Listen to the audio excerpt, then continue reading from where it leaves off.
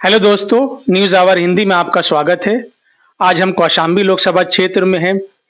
कौशाम्बी में समाजवादी पार्टी ने पूर्व मंत्री इंद्रजीत सरोज के बेटे पुष्पेंद्र सरोज को टिकट दिया है, जबकि बीजेपी से वर्तमान सांसद विनोद सोनकर मैदान में हैं। वहीं बीएसपी ने शुभ नारायण गौतम को टिकट दिया है। कौशाम्बी सुरक्षित सीट है और यहाँ पर पासी समाज के लोगों की संख्या सबसे ज्यादा है। आमतौर पर यह देखा गया है कि इस समाज के लोग जिस तरफ जाते हैं, जीत भी उसी पार्टी की होती है। तो ये समझना बहुत जरूरी है कि 2024 लोकसभा चुनाव में पासी समाज के लोग किस तरफ हैं और उनके मुद्दे क्या हैं। तो हमारे साथ पासी समाज के लोग हैं, तो हम उनसे एक एक कर बात करेंगे और उनके मुद्दे जानेंगे। क्या नाम भैया? मेरा शुभ नाम संजय कुमार। अच्छा, आप भी सरोज हैं? जी जी जी। तो क्या है इस बार मुद्दा, क्या है आप लोग इस बार मेरा मुद्दा यह है कि देखिए, मेरा यह है कि मोदी जी जो कर रहे हैं ठीक कर रहे हैं। हर जगह रोड है, क्या नहीं बन रहा है, सब कुछ बन रहा है। लेकिन आने वाले टाइम में हमारे यहाँ हम लोगों के 5 बीघा जमीन है। 1 बीघा में आपकी भी रोड निकल गई, और फिर अगले साल में फिर 5 बीघा 1 बीघा निकल जाएगी। निकलते निकलते हमारी पूरी जमीन खत्म। हम कितना कर पाएंगे कि खाली घर में धनिया मूली बो लेंगे और उसमें में खा लेंगे। जो अनाज होगा उसको खाने के लिए हमको बाजार से आज 5 रुपए में मिल रहा है सरकार में, और कल हमको खरीदना पड़ेगा 25 रुपए किलो। वो तो हम खरीदेंगे भाई, पेट पालना है तो खाएंगे ही, खरीद कर तो खाएंगे ही। तो आप लोग के लिए क्या इस बार, क्या आपको लगता है कि सरकार में महंगाई बहुत ज्यादा बढ़ गई है? हाँ, ये चीज तो है। गुंडा माफिया खत्म हो रहा है, वो चीज ठीक है। ना गुंडा रहे ना माफिया रहे ना हम कोई ना रहे, बशर्ते महंगाई ज्यादा हो रही है। कोई भी सरकार थी, कोई क्या अखिलेश किया, कांग्रेस क्या थी क्या नहीं थी, हमसे वो नहीं था। लेकिन इस सरकार में हमको महंगाई से ज्यादा दिक्कत है और कोई हमको दिक्कत नहीं। तो परिवर्तन की संभावना भी है क्या? हाँ, परिवर्तन की क्यों नहीं संभावना। अगर इस बार सरकार बदल जा रही है तो परिवर्तन होगा ही।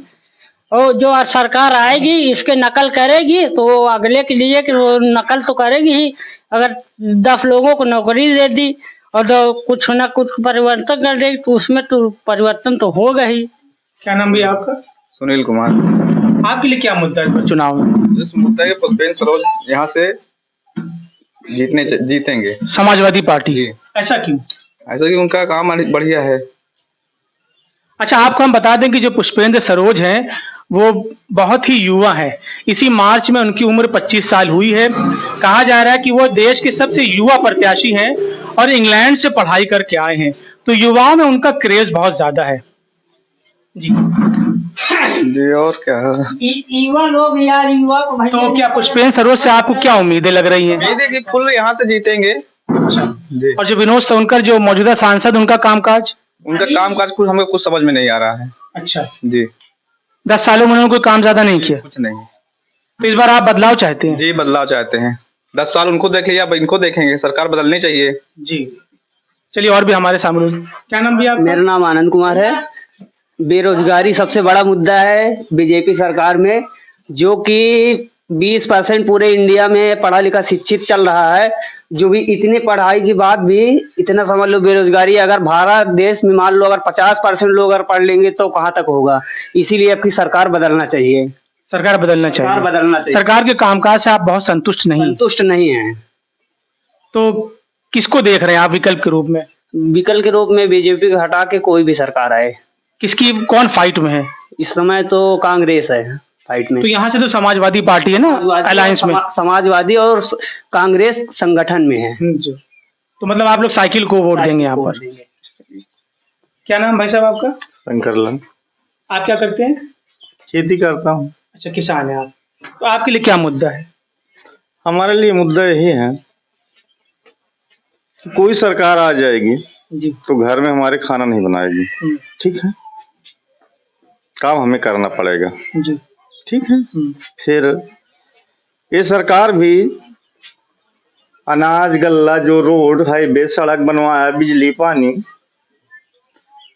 संतुष्ट है या नहीं? हम एक चीज से पीड़ित हैं, खाना पीना से नहीं पीड़ित। नहीं, सरकार से। हम जानवर से पीड़ित हैं सारे। जो छोटा जानवर है। हाँ, ये बिके होते तो हम रात दिन एक परेशान न होते। जो खेती बाड़ी है, जो भैया बताए अभी कि हाईवे जाएगी, सड़क जाएगी, ले लेगा, तो गवर्नमेंट जो मुआवजा देगा देखा जाएगा।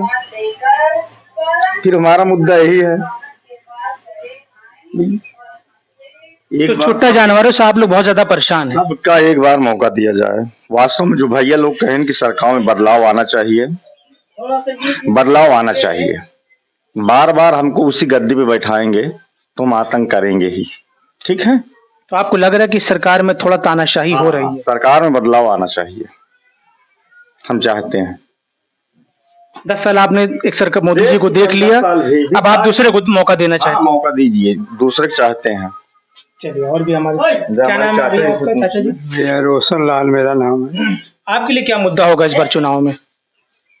मुद्दा भाई मेन चीज तो है बेरोजगारी मुद्दा, जो सभी जानते हैं। आप कुछ किए नहीं बेरोजगारों के लिए, पढ़े लिखे लोगों के लिए। वही अगर तरक्की करेंगे तो आगे तरक्की होगी। आप समझते हैं अगर एक आदमी परिवार का नौकरी करने लगता है तो पूरा परिवार पढ़ लिख लेता है, तरक्की कर जाता है। आप जो नीति अपना रहे हैं उस नीति से तरक्की देश की नहीं होगी। अच्छा, विपक्ष का आरोप है कि जो सरकार है पेपर लीक हो जा रहे हैं, सरकार में एक भी पेपर कंप्लीट नहीं करा पाई।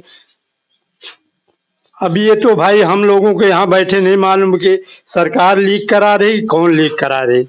मेन चीज, मैं इंदिरा गांधी के जमाने का भी आदमी हूँ। जी जी। हाँ, इसलिए मैं आपको बता रहा हूँ कि जब आप न्यायालय पे और जैसे निर्वाचन आयोग है, ऐसे जगहों पर आप हस्तक्षेप करने लगेंगे तो इसका मतलब कि आपकी मंशा कुछ गलत है। क्योंकि आपने जैसे पहले नियम था कि एक चुनाव आयुक्त को बिल्कुल निष्पक्ष होना चाहिए, स्वायत्त संस्था है, उसको निष्पक्ष रूप से चुनाव के लिए एक चीफ जस्टिस होता था, एक सदस्य, एक अपोजिट का होता था, एक सत्ता का होता था, 3 आदमी होते थे। उसमें आपको क्या ऑब्जेक्शन था? सरकार ने विधेयक लाकर इसे बदल दिया। इसे बदल दिया आपने, इसका मतलब आपकी मंशा है कि हम चुनाव आयोग हमारा हो, सत्ता वालों का हो। मेन चीज आपका ये भाई, आपके ईमान पे हमें शक हो रहा है। जो कुछ आपने किया हिंदू के लिए किया या देश के लिए किया, उससे हम खुश थे। लेकिन जब भी विधायिका पे या वो आपको न्यायालय न्यायपालिका पे और इस तरह के स्वायत्त संस्थाओं पर आपका हस्तक्षेप होता है तो इसके मतलब आपकी मंशा गलत हो गई है। तो क्या आप लोग इस बार परिवर्तन की गुंजाइश है? परिवर्तन चाहते तो हैं, लेकिन गुंजाइश क्या है?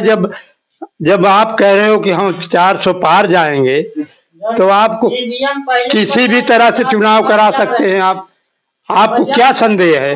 कुछ संदेह है आपको, या तो कोई आपकी नीयत खराब है कि हम बैलेट पेपर से कराएंगे तो हम हार जाएंगे, या तो ये तो नीयत खराब है? और क्या हो सकता है? लेकिन हमें केवल सरकार की नीयत पर अब कुछ संदेह होने लगा है। अगर ये सरकार फिर आ गई 5 साल के लिए तो आपको क्या लग रहा है क्या हो जाएगा? अब क्या होगा? अगर वो इंदिरा गांधी की वाली बात होगी, इमरजेंसी लगेगी या ज्यादा सख्ती करोगे तो और कुछ होगा देश में, अपोजिट पार्टी के खिलाफ, मतलब ज्यादा न्यायालय वगैरह पर सख्ती करोगे, जबरदस्ती करोगे तो और कुछ होगा, दंगा होंगे, और क्या होगा। चलिए, और भी हमारे सामने है।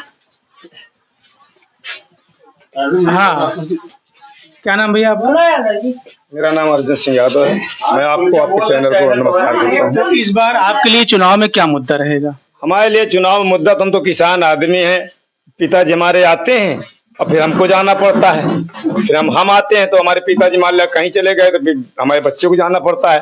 हम लोग तो खाई सांड और भैंसा बहुत ज्यादा पीड़ित हैं। तो सारी फसलें खा जा रहे हैं? सारी फसल खा जाती है। हमारा 15-20 धान प्रसाद साहब हम लोग गवा के कल कटाएंगे, आज वो एकदम से जब सुबह गए तो कुछ उसमें है नहीं है। चले तो क्या पहले की सरकारों में छोटा जानवर नहीं थे? नहीं थे सर, पहले अब ज्यादा हुए हैं। अब तो बहुत ज्यादा हो गए, इतने हो गए को क्या बताएं, 100 कटोरी चल रही है। तो इस मुद्दे पर वोट भी पड़ेगा। इसी मुद्दे पर तो वोट ही पड़ेगा। हमारे यहाँ मेन बेरोजगारी है। हमारे बच्चे सब पढ़ लिख करके बेचारे परेशान हैं। कोई आज तक जब से ये सरकार आई 10 एको लड़का हमारे गांव से कोई भब्बे नहीं बे। तो परिवर्तन चाह रहे हैं आप लोग। बिल्कुल परिवर्तन हो चाहिए। और भी हमारे साथ लोग हैं। क्या नाम भैया आपका? कमलेश यादव।